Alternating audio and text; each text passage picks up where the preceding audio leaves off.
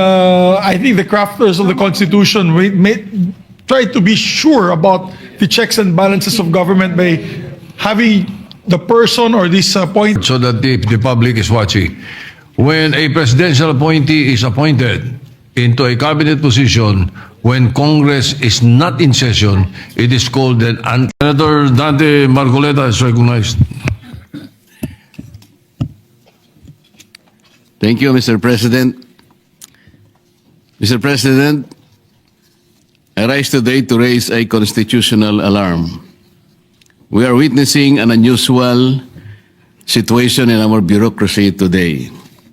At a time when local unrest and tumultuous global headwinds threaten the well-being of our kababayans, a growing number of crucial government agencies are being led not by duly confirmed cabinet secretaries, but by officials merely serving in an acting capacity. And this brings us to a disturbing reality in our bureaucracy today. Mr. President, what is at stake is not merely the reputation of individuals, but the integrity of our public institutions. As we speak, several key government agencies are being run by acting secretaries, officials who wield immense power, control billion-peso budgets, and approve critical infrastructure projects, yet have not undergone confirmation. These agencies include 1, Office of the Executive Secretary, Department of Finance, Department of Public Works and Highways, number 4, Department of Justice, number 5, Department of Budget and Management, 6, Department of Environment and Natural Resources, 7, Department of Transportation, and the last, the Presidential Communications Office. Hindi ito mga maliliit o mga basta-basta ngayon sa Mr. President. These are core institutions of our government. They control our money. They enforce our laws. They build our infrastructure. They defend sovereignty. They speak for the President and the Republic. They are alter egos of the President. Nevertheless, they are run by officials whose appointments or nominations have never been submitted to the Commission on Appointments for confirmation. Why does this matter, Mr. President? Because the Constitution did not leave this to discretion. Section 16, Article 7 of the 1987 Constitution provides, and I quote, "The President shall nominate and with the consent of the Commission on Appointments appoint the heads of the executive departments, ambassadors, other public ministers and consuls or officers of the armed forces from rank of colonel or naval captain, and other officers whose appointments are vested in him in this Constitution." The Constitution is very clear, Mr. President. It compels the President to nominate or appoint heads of executive departments, among others, and submit their appointments to the CA. The word "shall" makes it mandatory, not optional, restrictive, not permissive. Yet this constitutional command is being defied. Let me be precise, Mr. President. There is nothing inherently illegal about an acting secretary. The law allows it. The continuity of the government demands it, but what is dangerous is when acting becomes permanent by design. Our acting secretaries have been running major cabinet departments for months on end. Some for 2 or 4 months now, and one for over half a year. And up to this day, Mr. President, none of their appointment letters have been transmitted to the CA.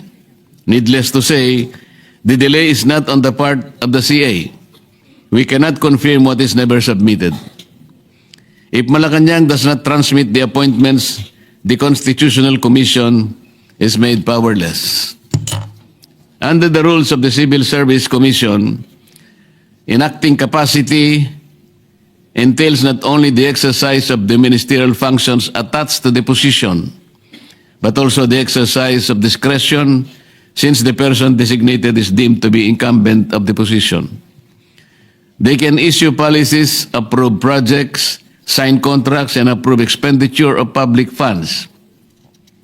They wield all the authority of permanent secretaries while evading constitutional scrutiny and consent.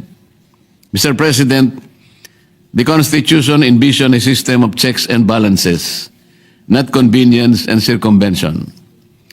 The Commission on Appointments was precisely restored under the 1987 Constitution to prevent the danger of allowing key positions to be filled without scrutiny, accountability, or constitutional restraint. We need to ensure that those entrusted with immense power are fit, competent, and worthy of public trust. Thus, the rigorous deliberations conducted by the Commission, and when the executive repeatedly relies on acting appointments, it weakens that constitutional safeguard and sends the wrong signal to the bureaucracy. Why the key cabinet members allowed to exercise full powers of their offices while never being presented before the CA for scrutiny? There can be many reasons, Mr. President. But one fact cannot be denied. This allows the executive to effectively create de facto permanent secretaries. This turns temporary designations into a tool of permanent power. Unfortunately, this kind of circumvention is nothing new. This representation has also previously noted and brought into attention the non-confirmation of the chairperson and board members of the Basis Convention Development Authority or BCDA, which is a direct defiance of Republic Act number 7227 or the law that created the BCDA.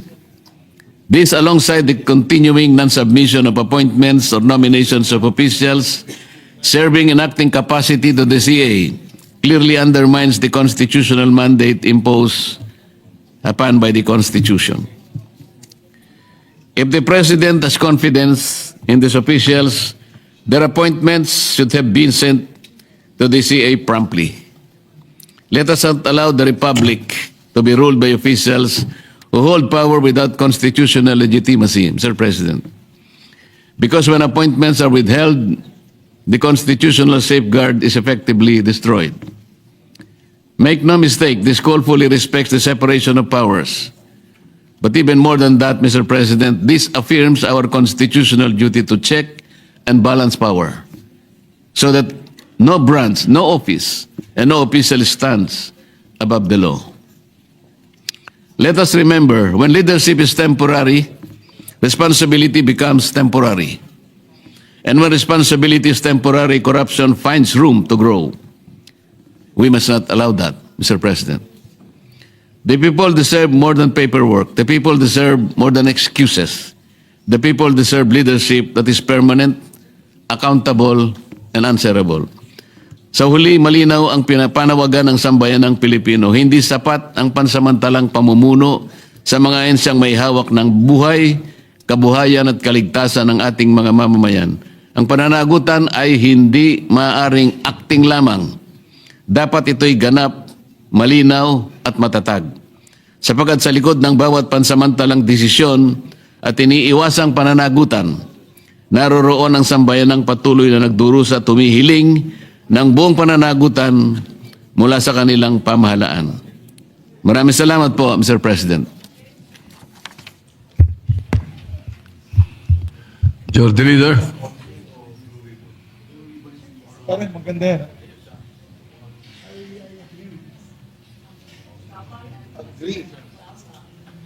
Thank you very much, Mr. President. We'd like to congratulate Senator Marcoleta for very good points being made. Tama po yan, Mr. President. Yung under our rules in the Commission on Appointments, when a secretary appointee has been bypassed 3 times, then the Commission on Appointments must decide whether to accept him or reject him. On the third time. On the third time. However, maganda pong punto pinalabas po ni Senator Marcoleta, sila po in acting capacity. Wala po silang ad interim appointment coming from Malacanang. Therefore, Yes. there's nothing to act on. Well, just, therefore, let's place that on record so that the public is watching. When a presidential appointee is appointed into a cabinet position when Congress is not in session, it is called an interim appointment. yes.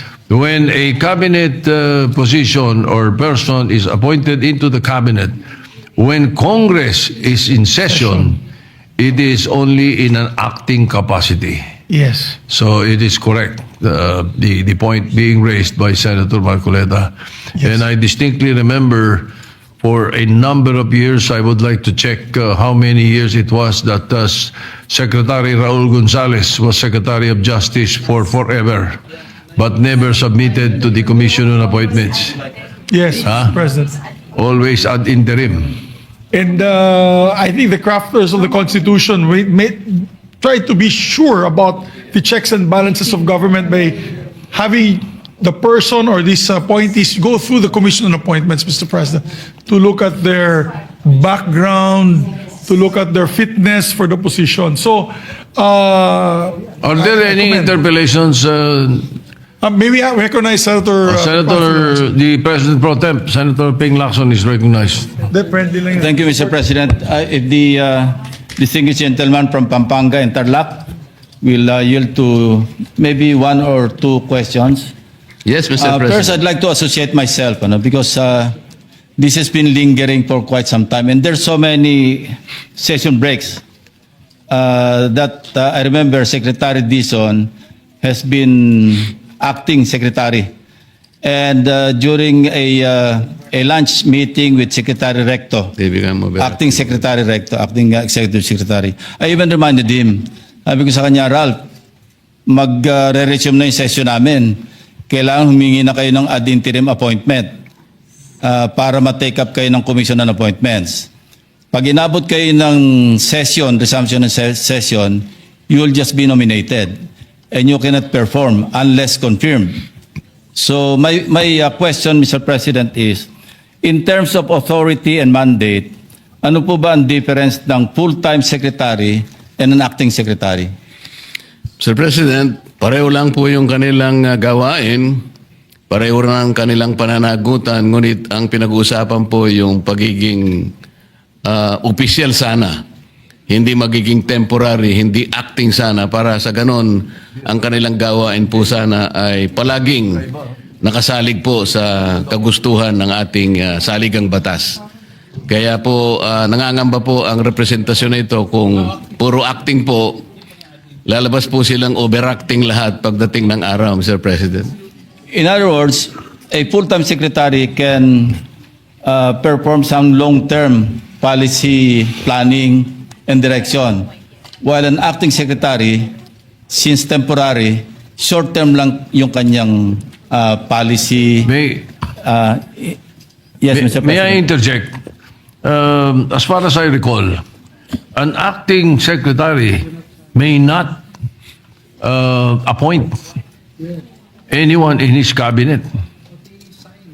That's the way I recall it, and I don't think he is allowed to sign for a certain amount of budget or funds. That's why an ad interim appointment is important. That's how I recall it. I can stand corrected later on. I think that is correct, Your Honor, Mr. President. There is some kind of limitation when a secretary has been appointed in an acting capacity. There are several conditions that attach to it, and sometimes he cannot perform some of the things that are within his jurisdiction. That's why, Mr. President, I'm wondering why Malacanang has not issued ad interim appointments, because as mentioned by the distinguished gentleman from Tarlac, marami to, DOTR, DPWH, Executive Secretary, Department of Environment and Natural Resources, Department of Budget and acting lang talaga si parang OIC lang si Yosek Toledo because career. Secretary of Finance, at least 7 PCO, at least 7 cabinet secretaries are in acting capacity. So I wonder why Malacanang, in spite of I've reminded even Acting Secretary Bida during the last Blue Ribbon hearing. I approached him. You better remind Secretary Recto about our conversation that you should be given ad interim appointments because we'll be resuming session on Monday. I remember telling him that. And he said, yes, that's the reason why I'm leaving because I'm having a meeting with the acting executive secretary. But even then, wala rin po nangyari kasi nag-resume na tayo last Monday and no ad interim appointments were signed by the president. I wonder why this is the case, Mr. President. Do you have would like to venture a guess or you have an information? Your guess is as good as mine, Mr. President. The Anyway- graver problem is the CA cannot even act on its constitutional duty because they cannot be confirmed even if the President would like it to be so, because the CA cannot confirm a secretary who is in an acting capacity. CA can only confirm secretaries who are designated with an ad interim ad interim capacity. So we will be facing a dilemma, Mr. President, that whether Malacanang would submit their names, but these are all in acting capacity, I don't think the CA can act on them because they are not in ad Being interim submitted, capacity, yes. Mr. President. Based on a Supreme Court decision, a cabinet official who is in an acting capacity may only serve for 1 year. There is a Supreme Court decision to that effect. And then what would happen would be circumvention if they are appointed again in an acting capacity and avoiding the commission on appointments. Now, may we know how many? I hate interpolating from the chair, no. But in as much as you are discussing it already, may we know how many cabinet officials are now in an acting capacity? As I mentioned, Mr. President, at least 8. What about the DENR? Also, the DNR is included, Mr. President. I guess he will be the victim of the three-strike policy that the CA has Because he already... was bypassed twice.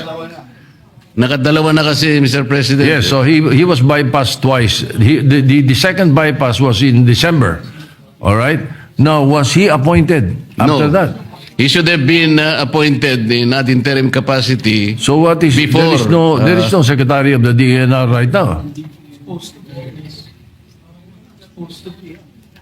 Is that correct?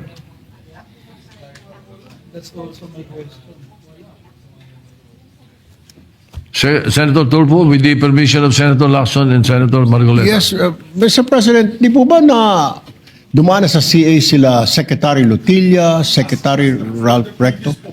A previous, pero so kailangan pang bumalik ulit sila sa CA dahil Yes, ibang agency they were na. not approved, yet they were not rejected.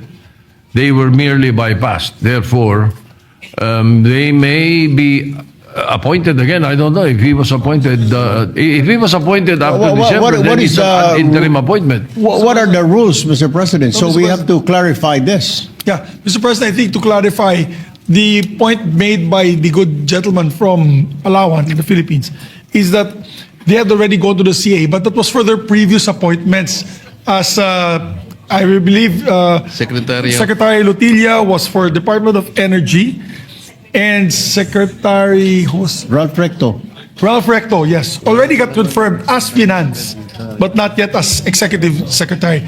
Secretary Vince Dizon was approved in DOTR, but not as the PWH secretary. So that's the confusion. But if you are appointed to a new position, you have to come back. Precedents, I've Yes. seen it many times. They have to Correct. come back. Yeah. Correct. But in the case of Secretary Lotilla, if he was not appointed after December, he is not the secretary of the ENR.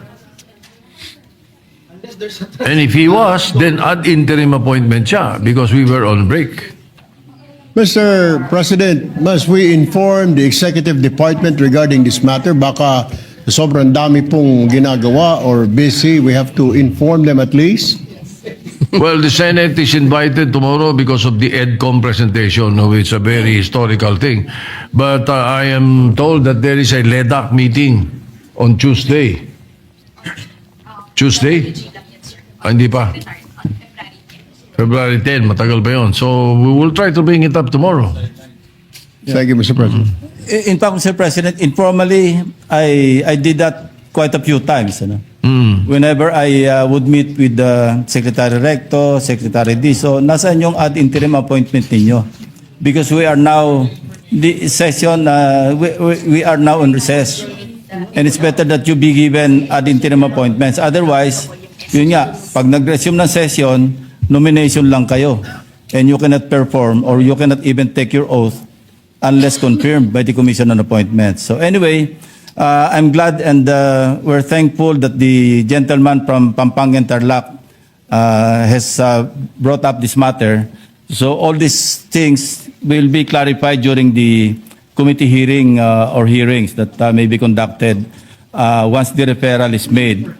So this just in jest, Mr. President, this is one of the very few times that I'm in agreement with Senator Marcoleta. So thank you very much, Senator Marcoleta. You're welcome, Your Honor. Thank you, Mr. President. Thank you, Yes, Mr. President. Mr. President, the leader. after discussing with many of our colleagues here, I move that the speech of the good gentleman, so that the committee can act on it and a certain committee can call the stakeholders to a meeting here in the Senate. Particularly, maybe we can have a friendly invitation sent to ES Recto and ask him during a committee hearing, why is there this delay? They may give a better The answer. PLLO we should call the attention of the PLLO. Yes, Mr. President. Mr. President, if I may, I'm as Senator interested. Villanueva. Thank you, Mr. President. I'm as interested as you are, Mr. President, when you made mention about a specific example in the Department of Environment and Natural Resources. So, are we saying, Mr. President, that there is no secretary now of the DENR? Unless he was given an ad interim appointment because he was bypassed December. Yes, Mr. President, Therefore, but there was no such transmittal there that is ever no- happened. There is nothing. No. The bypass was in December. Yes. So if he was not appointed afterwards, then he is not the secretary of the right now. And everything that he is doing right now, if he is signing contracts, signing appointments, Mr. President, would be null and void, Mr. President? Yes, that is not allowed. If he was not appointed, we don't know. I don't know for a fact. Thank you, Mr. President, for the clarification. Thank you. Thank you.